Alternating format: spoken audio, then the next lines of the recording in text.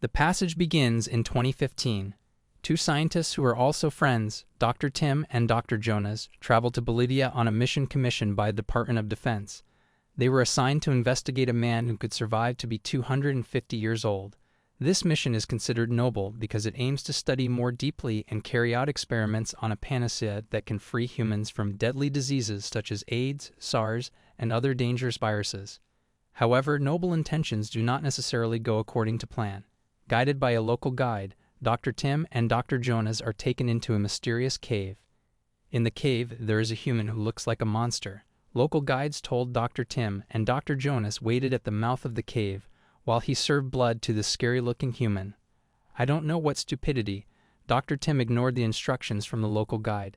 Dr. Tim feels safe because it brings fully armed troops. Unfortunately, the armed forces did not scare the terrible creature.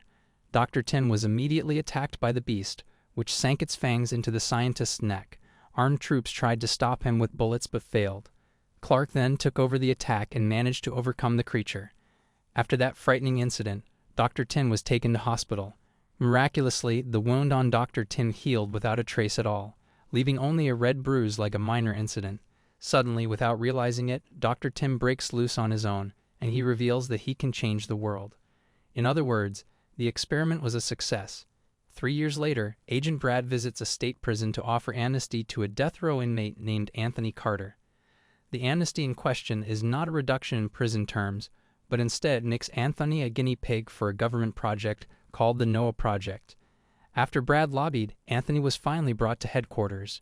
Brad and his partner, Doyle, escorted Anthony to the medical team. There, the two agents met one of the project leaders from the military sector, named Richard Clark. Clark gives Brad and Doyle a new mission to pick up a little girl named Amy Belafonte. The little girl was in Memphis and had just lost her mother to an OD on the drug paradise. In the medical sector, Project Noah is led by Dr. Jonas and assisted by an expert named Dr. Nickel. One of the doctors explained that it was possible that Project Noah would be successful if the people infected with the strange virus from Bolivia were still young. Dr. Tim, named Patient Zero, was deemed to have failed in maximizing the virus. Not to mention, there are other patients whose physical condition has turned into a mess. Finally, project officials were shown the condition of a woman named Shauna Babcock. Shauna is considered the most perfect human being who has contracted the virus. Miraculously, Shauna's body, which had been injected with HIV, became immune to the virus. At this point, it is made clear again that the government's aim is actually good, namely developing a virus that is considered super even though it turns humans into vampires in order to save humanity from various other deadly viruses. All humans who become guinea pigs are people on death row or alone. Therefore, Brad and Doyle were assigned by Clark to pick up Amy Belafonte so they could see how optimal the strange virus was in a small child's body. Brad and Doyle arrive in Memphis and visit the orphanage where Amy is currently being treated. Once Amy meets the two agents, she becomes suspicious of their intentions. When Amy was told to go upstairs to get her things, the little girl escaped through the window. Brad noticed but remained silent because he didn't want to seem like he was kidnapping the child. Finally, the two agents very easily found Amy in the park. Doyle was rude to the little girl. Brad, who felt uncomfortable seeing his colleague's rude treatment, tried to calm him down and comfort Amy. Back at the experimental facility, there is an underground room where humans who are guinea pigs are kept. The janitor, named Lawrence, told Dr. Jonas said that he and other employees had recently been having genuine nightmares about Dr. Tim. However, Dr. Jonas should have taken the story more seriously. Later, when Dr. Daniel and Clark are checking on Shauna, Daniel believes Shauna needs to be more productive. However, Clark couldn't help but feel afraid when he looked at the beautiful patient. When mealtime arrived, Shauna and all the virus test patients apparently did not eat food like ordinary humans, but instead ate fresh blood. Shauna's room is covered in blood, and she enjoys her food while maintaining eye contact with Clark. After that, Clark and Dr. Nickel spend the night together. In Clark's view, Dr. Nickel turns into Shauna. Back to Amy. This little girl, Brad and his partner are enjoying a night at a carnival. Doyle made Brad realize that Amy was just an experimental product, which meant Brad didn't need to be too nice to the little girl. Suddenly, Brad received a telephone call from his ex-wife, who works as a doctor, named Leela. Leela said that it seemed like she wanted to remarry so she could move on from the shadow of her past life with Brad.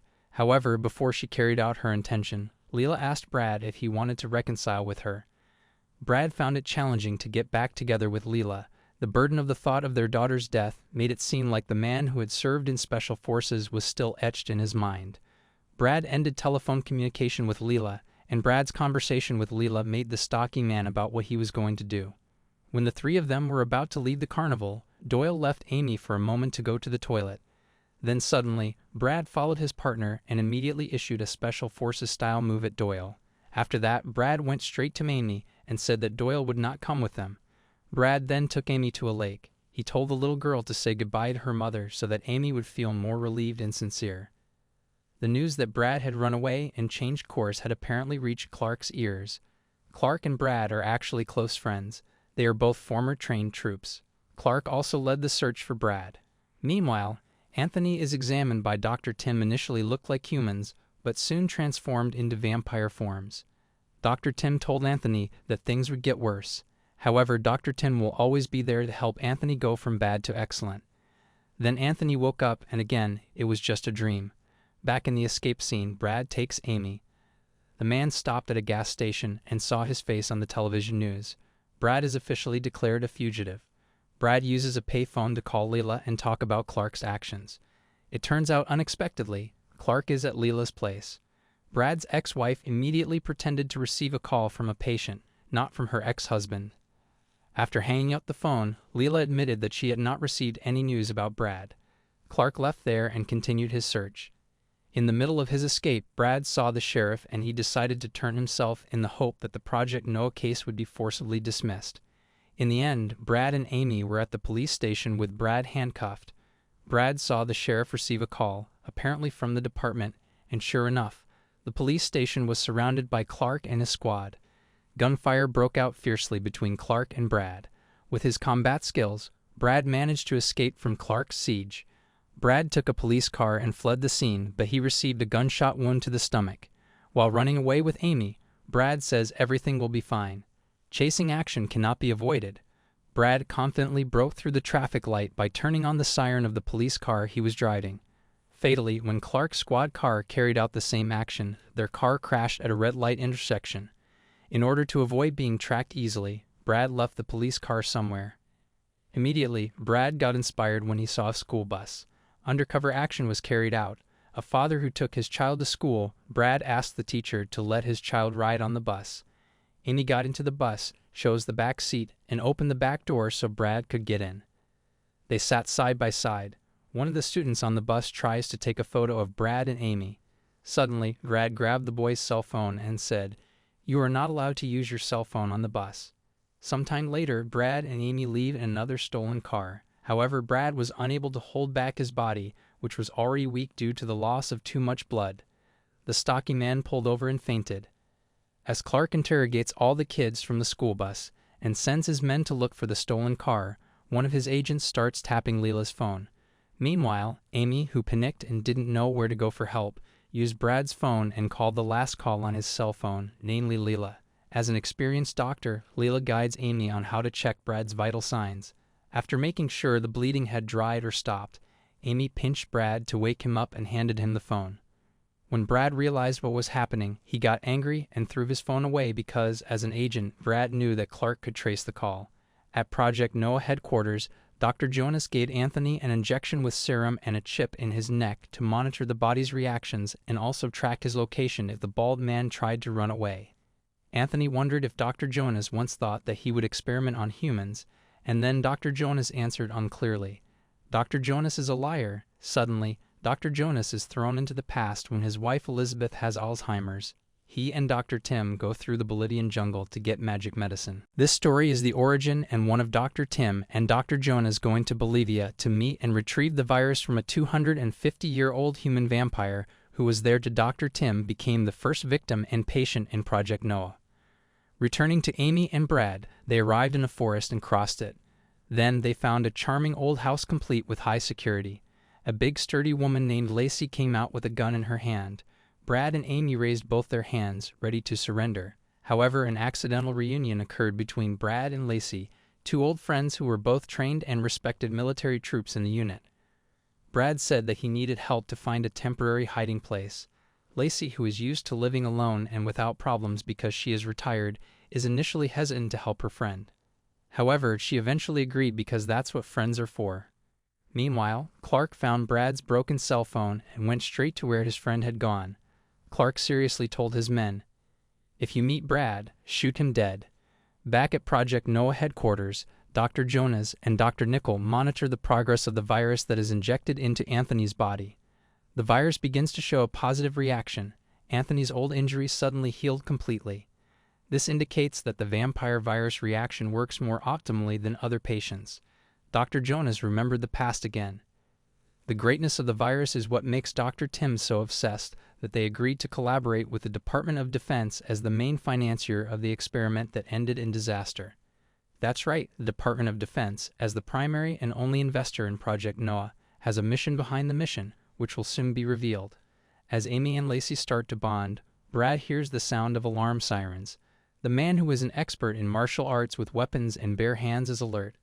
Apparently, Leela came to meet them. As a former married couple, Leela knows where Brad goes for help when things get complicated.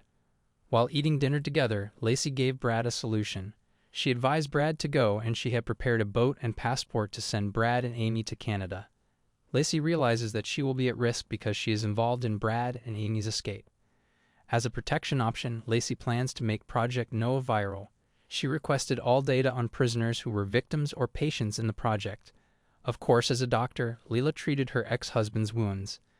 In the hospital corridor, Anthony began to show extraordinary body fitness. Even the bald man had never felt in such good body condition. However, suddenly he heard the sound of singing a song. He traced the origin of the sound, and it turned out he was taken to a bar. There, Anthony meets the most beautiful patient, Shauna, and the virus master, Dr. Tim. Anthony's brain was washed by Dr. Tim, who said, "Don't trust Dr. Jonas, he's not a good person." Dr. Tim and Shauna then invited Anthony to toast with a shot of blood, but the man refused. Shauna proves to Anthony that the death row inmate has started to become part of the vampire family. For your information, every patient whose teeth begin to fall out of their gums is a sign that the virus has spread more than 50% in the body. When Anthony was about to leave, Dr. Tim told him to convey a message to Dr. Jonas. Anthony groaned and woke up, and yes, again, it was all just a dream. Not long after the dream, Anthony conveyed a message from Dr. Tim to Dr. Jonas. He said that you have changed the world. After that, Dr. Jonas Elizabeth, whose Alzheimer's disease has started to reach an advanced stage and is eating away at her body. Meanwhile, in cell 4B, silliness occurs. Two janitors, Simons and Lawrence, were on duty.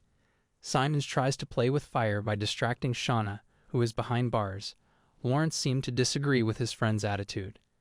When Simons forced him to do the same thing, Lawrence's access ID fell and went into Shauna's cell. In a state of fear and definitely very nervous, Lawrence took his ID and survived. Simons, again acting stupid, approaches Shauna's cell, and as a result, she is battered. In the middle of the forest, Clark and his troops had managed to reach the hiding place. Unfortunately, the woman who intended to help Brad was shot. The gunfire took place very fiercely. Brad tells Amy and Leela to run to hide while he heroically turns himself in. When questioned, Brad admitted that Amy was not there. Of course, Clark wasn't that easy to believe. On the count of 3, if Brad didn't tell the truth, Clark wouldn't hesitate to reward his friend with a hot lead. Not long after, Amy appeared and said, "You don't leave me." "I don't leave you." As Clark's agents take Brad and Amy away, Clark remembers the time he met Shauna. Clark caught some of his men acting rudely towards Shauna. For this action, Clark immediately punished him. After that, Clark and Shauna chatted and became close friends. Arriving at headquarters, Amy and Brad were suddenly separated. Clark then joins the meeting to analyze the footage of janitor Simon's death. The scientists realize that Shauna is more human than they thought because she only attacks people who bother her. However, Clark actually thought that Shauna had created a safety problem and suggested that the medical team anesthetize her. Dr. Nickel was called to check on Amy because the little girl didn't want to be checked by the nurse. Dr. Nickel explained to Amy that her presence in Project Noah could be medicine for many people. Amy finally agreed, but with one condition. Brad's agent had to be brought into the room to accompany her. Amy considers Brad like a friend, even her own family. This request was granted. Clark took Brad to Amy's room. Regarding Amy being used as a guinea pig, Brad actually strongly disagrees. However, the doctor explained that if the experiment on Amy were successful, all kinds of deadly viruses or diseases would disappear from the face of the earth. These diseases are depicted as the focus of this film. Brad saw Amy, who had been implanted with a chip, and watched as Dr. Nickel injected the virus into the poor little girl's body. When it came to break time, Brad apparently didn't sleep. He was the first to realize that something was wrong with Project Noah. He immediately rushed through the base, especially to Cell 4B office boy Lawrence, who was still considered a good guy, warns Brad that Dr. Tim will terrorize Amy. When they were seriously talking, two guards caught Brad and Lawrence. They immediately told Brad to go into the room and let Lawrence leave the ward. Brad, being a trained ex-trooper, quickly memorized the password to Amy's ward door so he could get out. He set up a flashlight to dazzle the surveillance cameras and used an anesthetic syringe he stole from a female nurse to sedate Lawrence. With great skill, Brad reached Cell 4B safely. Brad dragged Lawrence to the front of the cell door to open the room. Using the janitor's eye sensor, Brad, who was already in Cell 4B, saw with his own eyes the prisoners who were experimental human patients, or whatever they were called. Suddenly, Dr. Jonas appears there. The doctor explained a little about Project Noah. Dr. Jonas said that all the scary conditions that Brad saw were the effects of the vampire virus. However, he added this experiment had good intentions to save humanity from deadly diseases. Once again, good intentions are the reason Project Noah was formed. Brad more or less got the information and left Cell 4B so that other parties would not discover his spying action. Brad returns to the room and assures Amy that everything is safe. However, since his visit to Area 4B, Brad was visited by Dr. Tim in a dream. Dr. Tim seemed to warn him to keep Brad away from this matter. Brad then accidentally meets Anthony. Anthony said that Dr. Tim often came to him in dreams, and it felt genuine. Meanwhile, Amy started communicating with Anthony via pieces of paper written in crayon and then slipped through the crack in the door. Over time, Amy and Anthony became close friends. Meanwhile, Leela traces the names of death row inmates who were reported to have been executed even though they were not. This was confirmed by someone from the old prison where Shauna was held. Shauna was not or has not been executed or was taken away by an unknown person. The next day, Leela met Sierra and told all the facts directly to the woman who works as a journalist. Leela's goal is none other than to get this case blown up immediately. At first, Sierra responded a little harshly to Leela, but a few days later, after checking, it turned out that Leela's data regarding the death row inmates was correct.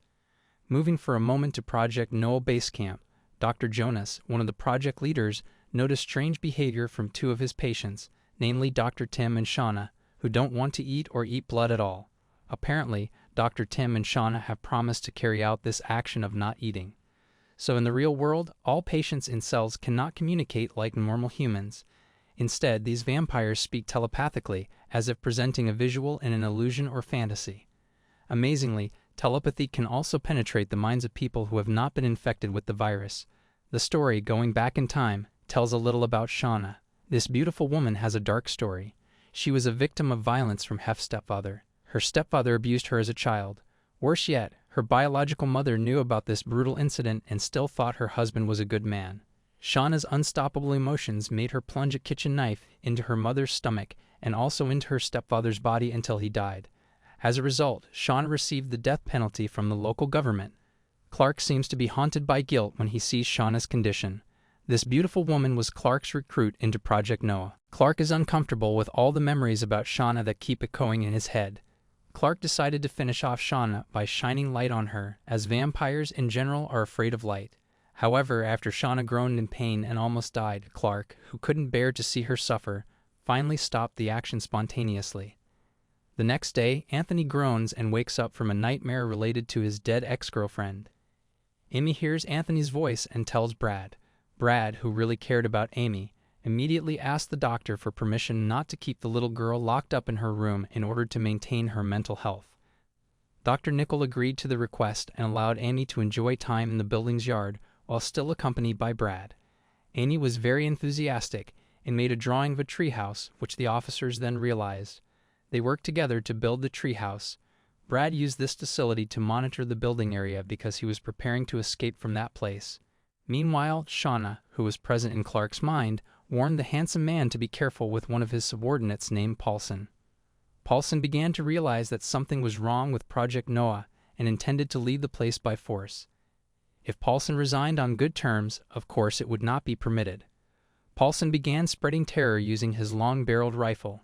Paulson's terror act was accidentally observed by Amy, who was in the treehouse. Moving on for a moment, there Jonas is carrying out daily checks on Anthony. Anthony, the bald man, admitted that his nightmares were getting worse day by day. In his dream, Dr. Tim urges him to make a choice. Even though Anthony doesn't understand the meaning of the choice, Dr. Jonas, who heard Anthony's story, continued to give positive affirmations by saying that Anthony was an excellent experimental product. Regarding this dream, Dr. Jonas explained that it was just a form of guilt over the past regarding his ex-girlfriend who had died. After Dr. Jonas left, Anthony began to be carried away by memories of his ex-girlfriend, Rachel, from when they first met until they became lovers. Not long afterward, Anthony started to lose his teeth.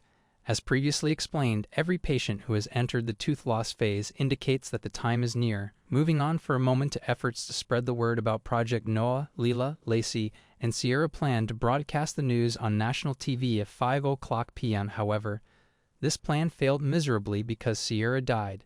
Important figures involved in Project Noah are not happy if this news spreads widely. It was clear that Sierra had been intentionally eliminated. Leela and Lacey then decided to seek refuge in a safe place to protect their life. The place chosen was a house of worship. One night, while Leela was praying alone, she was kidnapped by an unknown person. Back at Project Noah headquarters, Dr. Jonas discovering brainwaves. Dr. Tim is very tall. At the same time, the nurse caring for Anthony discovers that suffering from a severe fever. Anthony was immediately taken to the doctor because his condition worsened. With Anthony's body getting hotter, reaching 100 degrees Celsius, Paulson was involved in a firefight with Clark's troops. Paulson threatened to blow up the electrical substation house if he was not given a helicopter. Feeling that his request was not being heeded, Paulson finally blew up the substation, resulting in a power outage at Noah's headquarters. As a result, the medical team treating Anthony lost their power source. Dissolving thousands of cubes was prepared to immerse Anthony's body so that the heat could subside. Clark gave Brad the signal to escape from his position under the treehouse. Clark's troops rained fire on Paulson. Brad and Amy dashed towards Clark. Upon arrival, Brad offered to act as a negotiator to deal with Paulson's terror act. Paulson, a stocky man, went upstairs and invited Brad to negotiate via walkie-talkie. Paulson reveals some secrets about Project Noah and learns that Brad once snuck into Cell 4B. He also tells the dark secrets of Project Noah. Suddenly, Clark came and shot Paulson. Anthony still can't come to his senses. He continues to be disturbed by dreams about Rachel, his ex-girlfriend. These sweet memories were interrupted by the words of Dr. Tim that came to his mind. Dr. Jonas, who monitored Anthony's vital condition, suspected that Dr. Tim was accelerating the mutation of the virus in this man's body. Amy, who was concerned about Anthony's condition, suddenly accepted Shauna's appearance in her mind. Shauna explains the changes they experience as a result of the experiment and states that Anthony's fate will be the same as she experienced before. However, Amy refuses to accept the fact that they will turn into monsters or vampires. Returning to Anthony's memories, he saw the night Rachel appeared with wounds on her face. It turns out Rachel is married and her husband beats her. Anthony feels betrayed, but he still lets Rachel stay the night for her safety. The next day, Anthony finds Rachel dead in his swimming pool, most likely murdered by her husband. Rachel's husband is a rich and powerful man. As a result, Anthony is blamed for Rachel's murder and sentenced to death. When the electricity came back on, the doctor tried his best to make Anthony conscious, but unfortunately, Anthony had to turn into a vampire. Anthony, unable to control himself, immediately attacked a medical crew member. Dr. Jonas, who was there, contracted the virus from Anthony's bite. Sometime later, the director of the detention department, Gilder, came to Project Noah headquarters to monitor the situation. Brad and Amy, who saw Gilder's arrival, made up their minds to escape. Gilder orders Clark to pick up Amy because he wants to meet the little girl, but without Brad. Meanwhile, Dr. Jonas asks Dr. Nicole to put him in a cell for a specific time to ensure that Dr. Jonas is safe from the virus and is not infected. After that, Dr. Nicole and Daniel give Gilder a report on the current situation, commenting on the fact that the vampires seem to be connected telepathically. Dr. Nicole is worried about the dangers of Project Noah and asks to stop all the subjects except Amy, who shows a positive reaction compared to the other subjects. Dr. Nichols' request is rejected by Gilder, who argues that telepathic powers could be a powerful weapon for the Department of Defense. Gilder believes that the country can harness the potential of the virus. Dr. Nichols complains about Gilder's attitude because she works there not to develop weapons, but to look for a cure for bird flu and antibodies against other deadly viruses. Different from Dr. Nichols, Daniel is willing to support Gilder's opinion about telepathic weapons. When lunchtime arrived, Brad and Amy were discussing plans to escape from Project Noah. Amy spontaneously finished Brad's sentence with precision and accuracy. Brad was amazed because it turned out that Amy could read his mind. Their conversation was suddenly interrupted by the arrival of Clark and the guards, who took Brad out of the room so that Gilder could speak one-on-one with Amy. In the middle of this conversation, Dr. Nichols appears and states that, as a doctor, she cannot leave Amy alone. Amy, who is able to read minds, knows that Gilder is not a good person. Dr. Nichols then announced that the chat session was over and immediately took Amy away. After that, Dr. Nichols reveals to Amy that she doesn't trust Gilder and wants to free Amy. Amy then tells Dr. Nichols about her plan to escape with Brad, so that everything can run smoothly. Meanwhile, Brad is handcuffed in a room and begins to dream about Anthony, who tells Brad that Gilder plans to turn Amy into a weapon. Elsewhere, Daniel takes a patient named Winston out of his cell for experiments. Daniel uses a machine to connect his mind to the vampire's mind, and the two of them meet in the mind world. The vampire tempts Daniel, but the doctor concentrates and uses the device to control Winston's body to his will, proving that they can control vampires. Gilder then called Daniel to show off what was deemed a successful demonstration. However, when Daniel tried to control Winston again, the vampire just remained silent. In Cell 4B, Dr. Tim continues to monitor Dr. Jonas, who is imagining himself visiting Elizabeth. Dr. Tim also shared memories of the three of them having dinner together. Dr. Jonas, too busy with his speech, doesn't realize that Dr. Tim took the opportunity to express their love for Elizabeth. Dr. Tim then appears in Dr. Jonas and scolds him for not curing Elizabeth's illness in time. After that, Dr. Tim entered Elizabeth's mind and cured her Alzheimer's disease. Back to Dr. Nichols, she frees Brad and takes him to the blood cooler, where Amy is also hiding. They had to wait in that room to get a follow-up signal from Dr. Nichols.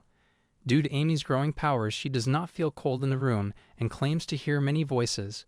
Clark, knowing that Amy is missing, gets a tip from Shauna in his mind regarding Amy's location, as the vampires want to keep the little girl around. Officers finally detected Amy and Brad's whereabouts. Brad swiftly dropped them and left the cooler. He tells Amy that they need to leave immediately without waiting for Dr. Nichols, because their position is already known. In her rush, Amy accidentally left the book her mother gave her in the room. Meanwhile, Daniel wants to test his telepathy again with Winston. But before Daniel can connect the machine, Winston has entered his mind. As it turns out, the telepathic machine never worked, and Winston was pretending to get them out of the cell. Winston began to control Daniel to turn off the lights and untie the bonds that bound him. After that, Winston chases Daniel to Cell 4B and kills him right in front of Dr. Jonas. Before fleeing, Winston screams. Then Dr. Tim appeared to Dr. Jonas and informed him that he was not infected with the virus. However, Dr. Jonas replies by saying that he knows what Elizabeth did and Derek Tim has to do. Elizabeth has admitted to him that it was a mistake in trying to repair their relationship. Dr. Tim clearly still hasn't gotten over Elizabeth and feels sad about losing to Dr. Jonas. Strange, Dr. Tim declares that they will not lose to Dr. Jonas. Then Dr. Jonas asks the medical team to immediately release him because he was not infected with the virus. After being released, Dr. Jonas rushes to his bedroom and meets the janitor, Lawrence. Upon arrival in the bedroom, Dr. Jonas finds a serum injection, which suggests that Elizabeth may have been injected with the virus. Meanwhile, Brad and Amy try to escape through a makeshift tunnel. However, they were stopped in their tracks as Winston appeared and attacked them. Brad asked Amy to leave immediately. A vampire jumped at Brad, causing the stocking man to fall. Amy, seeing the situation, started screaming. Winston then left them after hearing the screams. Amy passes out from fear, and when she comes to, she finds herself in the elevator with Brad. Brad reminded Amy not to tell anyone about the supernatural powers she demonstrated earlier. At Project Noah headquarters, Dr. Nichols shows Daniel's body condition to Gilder so that the Defense Department boss immediately closes Project Noah. However, Dr. Nichols was rejected again. Shauna then enters Dr. Nichols and brings the story into a flashback about how Dr. Nichols and Shauna met and became close, including sharing moments eating pizza together. They also have something in common, namely a tattoo with a semicolon as a symbol that they once planned to end their lives. Meanwhile, all agents focus on tracking Winston's whereabouts. Amy reveals that she has the power to see into Winston's mind. Even though Brad doesn't want Amy to get involved, Amy insists on helping find Winston so that the vampire doesn't hurt or spread the virus to more people. On the way, an agent who picked up Leela from the church stopped after seeing a body lying on the road. The man comes out to check, but the vampire attacked him. Leela takes the opportunity to escape into the woods. Not long after, officers from Noah's headquarters found the car Leela was in. Brad, who was also there, checked the car and was shocked to see his ex-wife's ID inside. Brad finds out that Clark's men have transported Leela. Upset and emotional, Brad immediately reacted by hitting Clark. Meanwhile, Amy has a vision of a cabin occupied by an older woman. She started running through the forest to find the location. At the cabin, it turns out Winston is eating the older woman and receives a telepathic visit from Dr. Tim. Dr. Tim scolds Winston for his carelessness. Winston doesn't seem to care about Dr. Tim, but Dr. Tim warns him that Amy is not part of their group. To ensure the safety of the entire vampire army, Winston must kill Amy. Winston escapes just before Leela finds the cabin. Leela goes into the cabin and tries to help the older woman who is bleeding profusely. After some time, the woman got up and all the scars disappeared. However, suddenly the older woman turned into a vampire and attacked Leela. Luckily, at the same time, agents came and shot the vampire.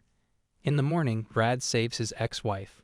Meanwhile, Amy senses that Winston and the vampires who have been bitten are hiding in a building, which we call the Water Containment Building. Search teams arrived at the location. Amy and Leela are asked to wait outside the building, while Brad, Clark, and the squad enter the building.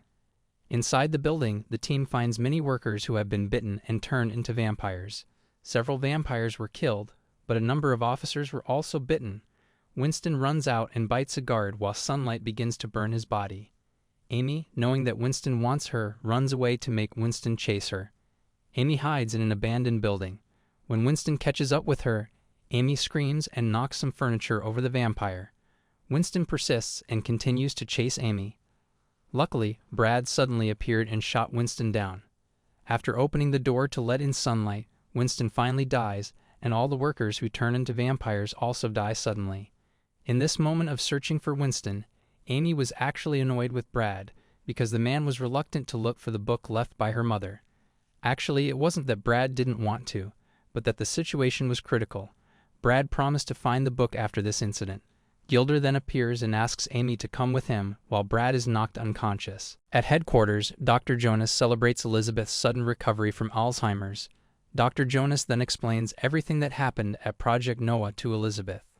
Elizabeth was angry when she heard this, but the woman told her that she had met Dr. Tim in a dream and that Dr. Tim was able to free her from her illness.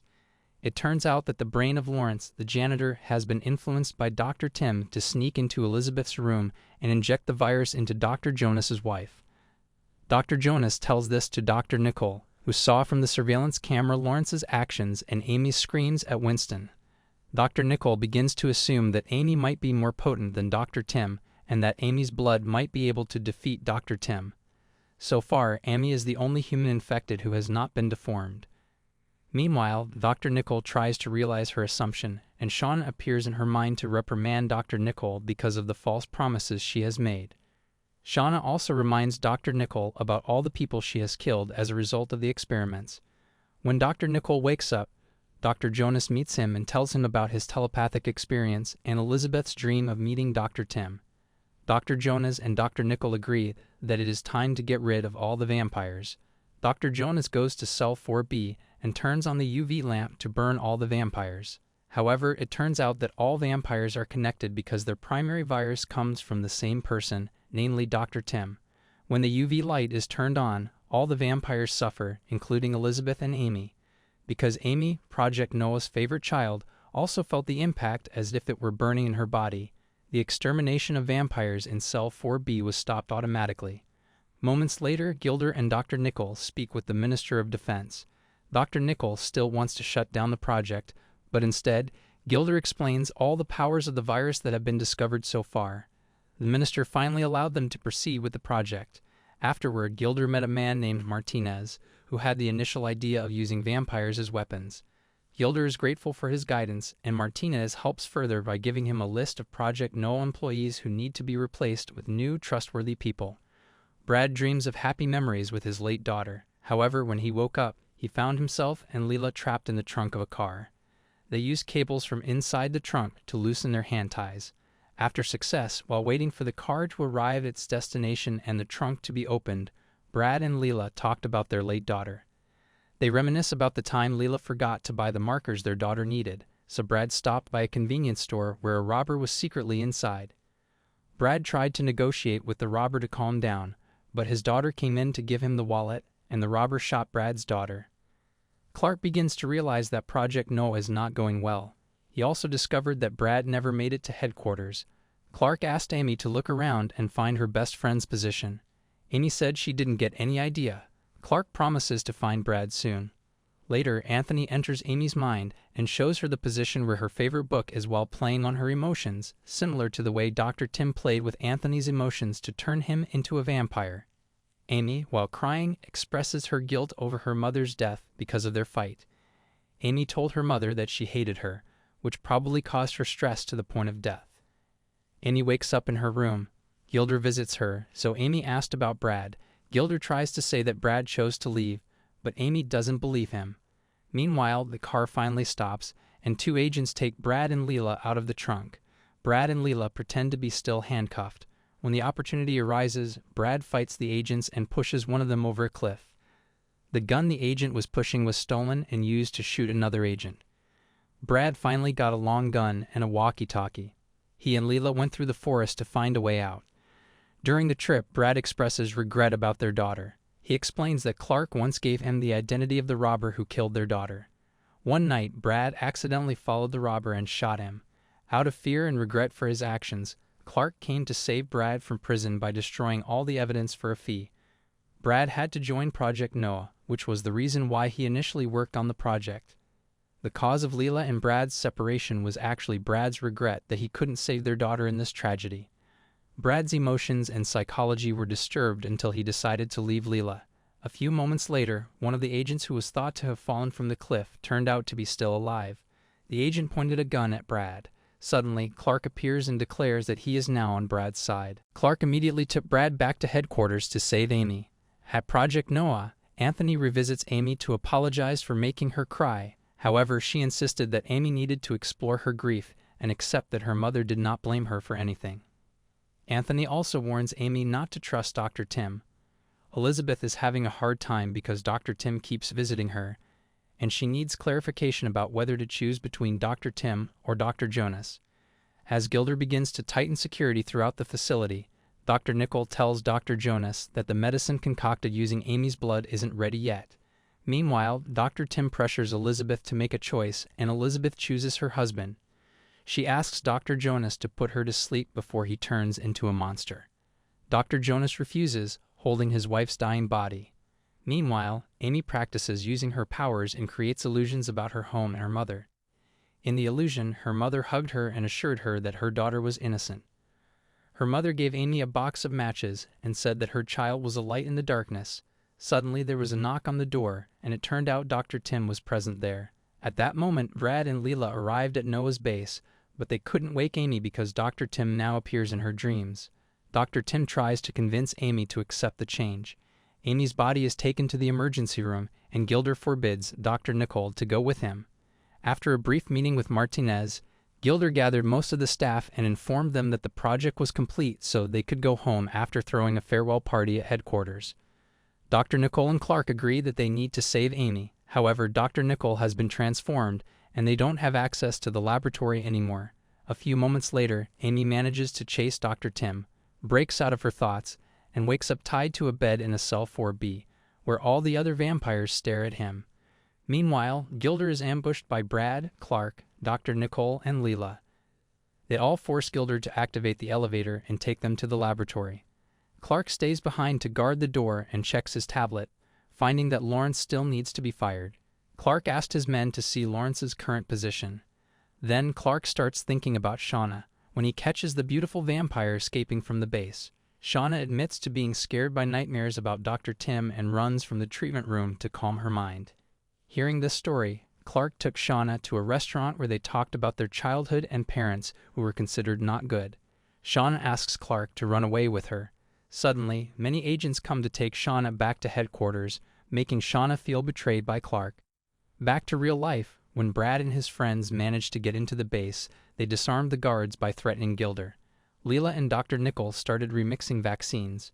Brad finds Amy and tries to free her, but Amy refuses because her condition is too dangerous after Dr. Tim sends a message to her mind. Amy woke up and spat out her teeth. Clark checks the security cameras and finds Lawrence entering the communications center. Clark rushes after him, while Lawrence, who is under Dr. Tim, turns off all access doors in the base.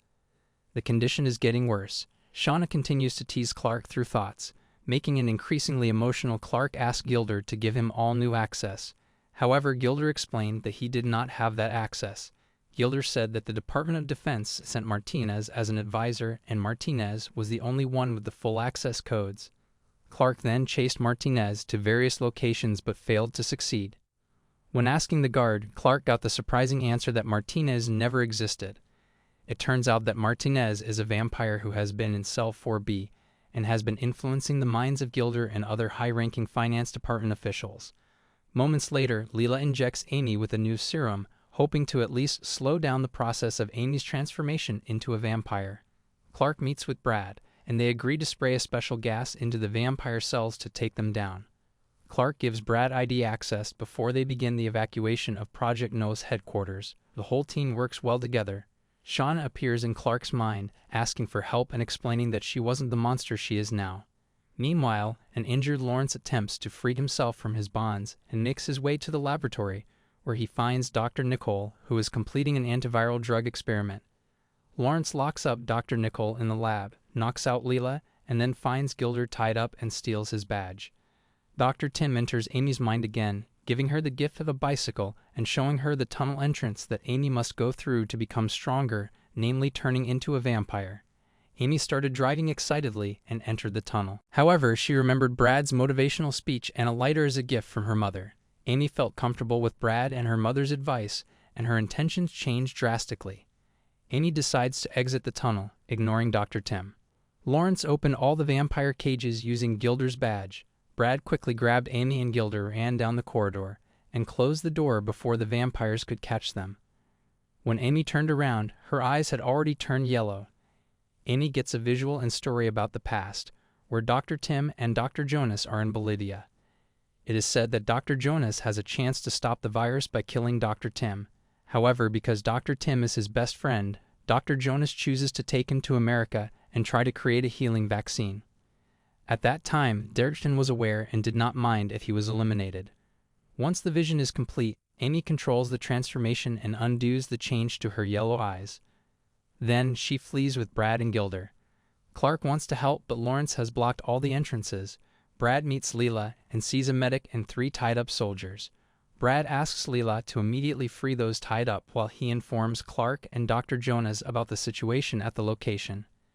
Dr. Jonas thinks Amy has turned into a vampire and says that Cell 4B had previously been rigged with explosive devices for emergencies like this. The explosion plan will soon be realized.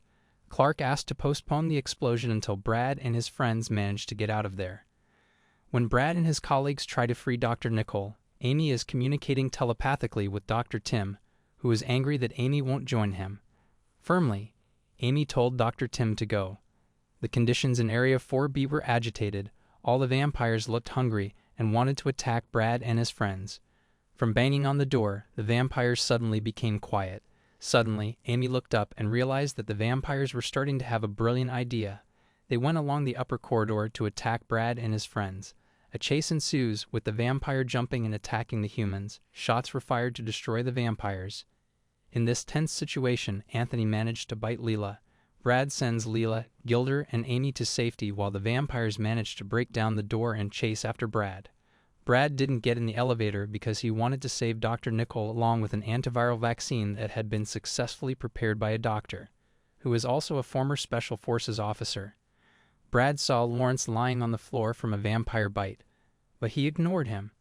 Meanwhile, Gilder wants to shoot Leela before she turns into a vampire, but Clark forbids him. A guard finds a manual way to open the electric lock, and Clark guides Dr. Nickel to open the security door. Dr. Nickel manages to open the door, but suddenly, Shauna appears and sends a message to Dr. Nickel asking why Dr. Nickel used to be nice to her. Dr. Nickel explains that she really wants to be Shauna's friend. Shauna admits that she doesn't entirely like Dr. Tim because Dr. Tim also wants to kill innocent people. After a heart-to-heart talk, Shauna decides not to kill Dr. Nickel. Suddenly, Brad arrives and shoots Shauna for saves Dr. Nickel and brings the antiviral vaccine, then hides in the cell where they were locked up before. The vampires surrounded them from the outside. Meanwhile, Amy hears that Gilder is hell-bent on blowing up Cell 4B. Amy uses her powers to communicate back with Dr. Tim, who explains that if the bomb explodes, the deaths will involve Amy as well. Next, Anthony appears and tells Amy to blow up the vampires, although Brad could also be killed there, as the sacrifice is considered a good thing for all parties. Clark argues with Dr. Jonas and Gilder over whether to blow up the place immediately or wait for Brad. Amy approaches the computer and activates an explosive that will explode in 2 minutes. The lights went out in Cell 4B, and the vampires, who were quite intelligent, started running away to escape the explosion. One of the officers finally found an alternative exit, and Clark instructed Brad to damage the wall near the door to find a hidden panel and exit. Then Dr. Nickel gives Brad the medicine and tells him to go alone because Dr. Nickel will stay there to prevent the vampires from coming after Brad. The extraordinary sacrifice of Dr. Nickel to atone for her guilt toward all parties in Project Noah means a lot. Before she died, Dr. Nickel said that she loved Clark. Brad runs out of the tunnel, while Clark runs out of the building to unscrew the drain that Brad will emerge from. The antiviral vaccine will later be tested on Leela's body, and if it is successful, Dr. Jonas will increase his production. Dr. Jonas is the only scientist remaining after a massive explosion rocks Cell 4B. Clark and Gilder realize that Amy is still alive, which means Dr. Tim is also still alive. Amy confirms that all the vampires are still alive because she can hear the vampires' thoughts. Dr. Jonas looks out the window, and indeed, the vampires and Dr. Tim are still there. Dr. Tim appeared in Dr. Jonas and demanded that Amy be handed over to him by threatening consequences if the request was not fulfilled. Clark began planning a way to leave the base safely, fully armed. Dr. Jonas gives Brad the rest of the medicine and reminds him to keep Amy safe because Dr. Tim has their eyes on Amy. Dr. Tim was actually afraid of Amy because the girl was different from other vampires. However, Dr. Jonas warns that one day Dr. Tim will mutate to become stronger and able to destroy Amy. Dr. Jonas decides to stay at Project Noah's headquarters, contemplating his fate and the mistakes he has made while everyone else leaves. A fierce battle begins, and one by one, the agents are killed. Clark was thrown into a tree and immediately paralyzed. Shauna finds him and uses her powers to enter Clark's mind, offering to turn Clark into a vampire so they can live together. In this story, there is a love triangle between Clark, Dr. Nicole, and Shauna. The two women love the same man, and the man loves both women. Meanwhile, Brad, Amy, and Leela are traversing the forest looking for safe friends. Dr. Tim arrives and grabs Amy by force and pushes her against a tree, but Amy pops out her yellow eyes and enters Dr. Tim. In Amy's mind, she cuts her hand and gives blood for Dr. Tim before running away. Amy then returns with Brad and Leela. Lacey has been looking for a way to Noah's headquarters for some time. A war woman appears and wants to save her best friend, Brad. Lacey takes the car and hands it over to Brad, while Lacey walks to the base with a gun and takes out the vampires one by one. Inside the base, Lacey sees Dr. Jonas is considering ending his suffering with the gun he is holding. Lacey doesn't stop him and says that he can find redemption if he helps people. A month later, Leela, Brad, and Amy live as a family in a safe house in the middle of the Oregon woods. Using the radio, they follow the news and learn that the vampires are slowly taking over America's largest city while the government tries to fight them with military force but fails. Every day, more and more people are infected with the virus. Brad and Leela had to go into town to get supplies, leaving Amy at home alone and promising to be home before sunset. During the trip to town, Leela wonders why no one has come to take the rest of the medicine so it can be mass-produced, while Brad wonders if there is anyone left to take the medicine. When they arrived at the shop, Leela suddenly saw a body falling on top of a car and a vampire nearby. Surprisingly, the vampire just stared without attacking. Brad immediately saw the situation and shot the vampire down. Later, someone came out of the shop and asked how the vampire could act during the day. The man explained that all vampires who had been infected would return to their respective hometowns to transmit the virus. Brad realizes that it is the hometown of all the convicts, with the exception of Nevada, where Shauna is from. Clark apparently had prepared a special place for Shauna at a bar. Clark is currently serving in a refugee camp, and whenever there are dissident refugees or criminals, Clark will take them to the bar under the pretext of giving them a chance. They then become food for Shauna, who apparently has a special relationship with Clark. Meanwhile, Dr. Jonas and Lacey go to the Global Health Federation outpost to convince the authorities there to send a medical team escorted by security forces to take the medicine to Brad's place. The post leader explained that they lacked human resources, and it was too dangerous to go there. However, he points out that he has the vampire's body in the basement and asks Dr. Jonas to try to replicate his healing medicine with additional experiments. The leadership also asked Dr. Jonas to talk to world leaders and tell them that the vaccine is almost finished so that other countries don't send nukes to America. However, state officials are not interested in hearing what Dr. Jonas. Then Lita tells Brad that she doesn't think anyone will come, so she wants to join Doctors Borders. Leela has other plans to help global healing that require her to say goodbye to Brad. This moment of separation was very sad. After that, Brad started teaching Amy how to defend herself and use a bow so that the little girl would have the skills to survive. Meanwhile, Clark gives Sean a bad rap, and the beautiful woman says that this is the last time she will accept a meal from Clark because the deal is done. Shauna admitted that she was tired of living in hiding and felt like she was in prison. She feels lonely and asks Clark to accompany her, but Clark refuses. Shortly after the conversation, a group of vampires arrive in Nevada to attack the shelter. Clark goes looking for Shauna because he suspects Shauna is involved. When Clark arrived at the bar, Shauna denied that she had done the act, but Martinez did. Over time, the situation became increasingly chaotic. Clark found Shauna fast asleep on the sofa and felt confused. On the one hand, Clark wanted to kill Shauna, but on the other hand, he couldn't bear it. In these conditions, Clark surrendered and indirectly implied that he wanted to be with Shauna forever by turning himself into a vampire. Meanwhile, Amy contacts Dr. Tim and asks how many people Dr. Tim has killed. Later, Dr. Tim replies that thousands of people have been killed. Amy said that she could never kill by biting the neck and drinking blood. While laughing, Dr. Tim tested Amy's appetite by bringing in one of her neighbors named Bob. Amy started to get a little tempted and couldn't deny that she was already part vampire. Later, Amy wakes up and finds Dr. Tim stands outside the house. The next morning, the neighbors came to the house to ask Brad if he had seen Bob. Amy tells them that Bob is outside the home. When the group opened the door, they found Bob with a big wound to his neck. Bob doesn't want to be a monster and asks Brad to end things. However, before Brad can shoot him, Bob transforms and attacks Brad. From inside the house, Amy hears a gunshot, and then Brad comes into the house, revealing that Bob has bitten him. The neighbors would kill Brad, and Brad would be willing to do that. However, Amy strongly refused. Amy got angry and turned into a vampire, then killed her two neighbors. Amy can then control herself and return to being an ordinary human. She took the only antiviral vaccine and injected it into Brad's body. Amy also wrote a final letter to Brad before leaving the house. Not long afterward, Brad recovered, and the antiviral vaccine proved to work perfectly. Amy runs through the woods and sees planes arriving to destroy all the major cities in America. 97 years later, the United States is truly a barren and devastated country. Even though there are still vampires who eat animals, Amy is still alive and has not aged at all. While walking, Amy uses her bow to kill vampires and stop the infection from spreading further. In the final moments, Amy said that she was still very sure that Brad was still alive out there and really wanted to meet the friend she considered like her father.